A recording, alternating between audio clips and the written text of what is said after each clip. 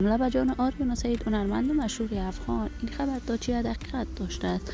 گفتنی های تازه هنرمندان دیگر افغان در این باره. آیا به واقع غزال عنایت با آریانا سعید همیشه در رقابت هنری بوده است؟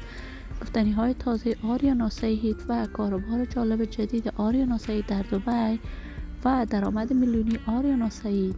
آریانا در کجاست و در چه وضعیتی؟ من در این ویدیو پیرامون حقایق همین ماجرا خواهم پرداخت. از در ادامه با کانال دنیا اینفو باشید.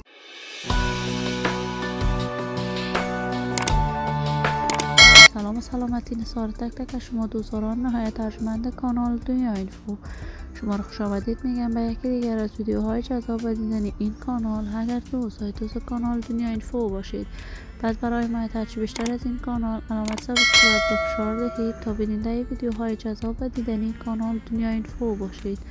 آریانا سعید هنرمند مشهور چهره شناخته شده یکی از پاپخوانا در میان هنرمندان افغانستان بوده است. علاقه‌مندان و دوستداران خاص خودش را دارد. آریانا سعید با سرودن آهنگ‌ها و سبک هنری خودش در میان مردم افغانستان جایگاه هنری خاصی داشته است. هر آهنگ آریانا سعید بازدید میلیونی را در صفحات مجازی از آن خود کرده است. آریانا هنرمند محبوب، مطرب و پرآوازه افغان عاشقانه میخواند و عاشقانه آهنگهایش و ماندگار میماند. آریانا همیشه دفاع از حقوق زنان افغانستان کرده است و جدیداً وی برند از لباسهایش را در دبی ساخته است که درآمد خیلی خوبی هم داشته است. این هنرمند محبوب و مطرح افغان اکنون در کشور آذربایجان به سر میبرد و در بزرگترین برنامه موسیقی در میان هنرمندان از سرتاسر جهان اشتراک کرده است. این همه در حالی است که آریانا سعید تمامی هنرمندان افغان در رقابت هنری بوده است، ولی آریانا سعید هیچگاه رقابتش را با هیچ هنرمند افغان ابراز نکرده است.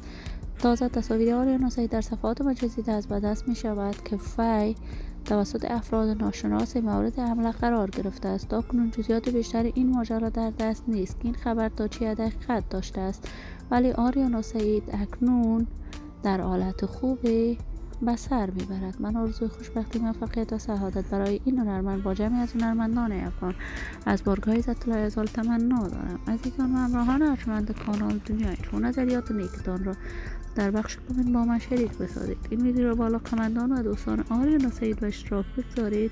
اگر دوست کانال دنیا اینفو باشید، پس برای حمایت هرچی بیشتر از این کانال علامت سابسکرایب را فشار دهید تا ویدیوهای دیگر کانال دنیا اینفو را از دست ندهید. تا درود دیگر، بدرود.